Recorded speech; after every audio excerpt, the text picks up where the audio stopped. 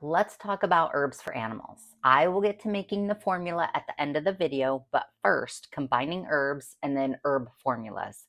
Herbs generally have or behave well together. Single herbs or herb formulas can generally be taken simultaneously without any issue.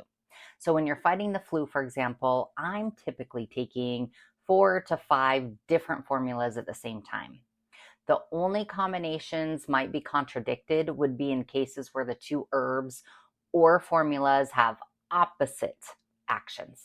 So, for example, if you're taking an immune stimulating formula and an immune suppressing formula, that might not give the best results. Even then, a bad reaction due to the combination is unlikely. It's just that neither formula will be able to do its job very well. Now, dangers in dosing animals. Most cases of herb-related animal toxicity result from overdosing. So it's much easier to overdose a 2-pound Chihuahua than a 200-pound man or a 2,000-pound draft horse. So be extra careful with the little guys. Plants that are potentially toxic to dogs and cats are going to be your grapes, raisins, or grape leaves, hops, garlic, onions, wormwood, mistletoe, lobelia. Essential oils, too many to list. Please do not use them on your small animals. Powders are produced by drying and grinding the herb. Powders are my favorite way to deliver to my pup. Herbs which are being used as nutritives are often best used as powders because that powder is the only form that retains the valuable dietary fiber from the plants. Herbs for gut issues often seem to work a bit better as powders. This is likely due to the fiber content as well. The insoluble fibers in herbs are an important food for beneficial gut bacteria, even in our furry babies.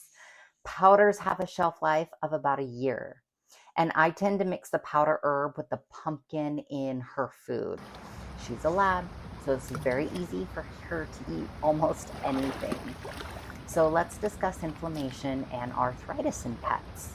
Arthritis is a common problem in older dogs, even some smaller dogs, just depending, or younger dogs, excuse me.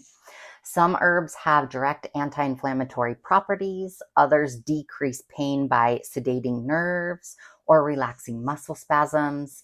Still, others can decrease inflammation by stimulating the liver or kidney to eliminate those toxins that would otherwise contribute to inflammation. All right, let's get to making this powder formula for your furry babies.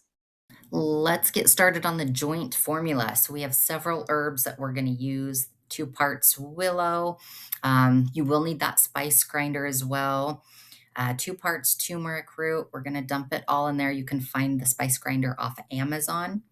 1 part black cohosh, 1 part burdock root, 1 part devil's claw, 1 part ginger root, and 1 part yucca root.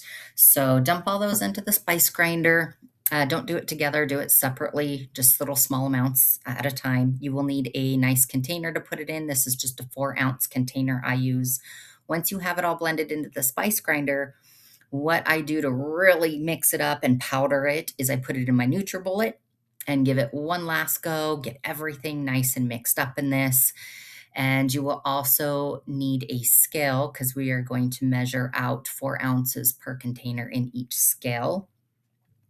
The little container I'm using, you can get off Bulk Apothecary. The little 1/4 plastic teaspoon I use, you can get right off Amazon and use that. And just go ahead and place that 1/4 teaspoon, just one of those into your dog or cat's food, mix it up. Usually it mixes pretty well with pumpkin and it doesn't taste bad for pets.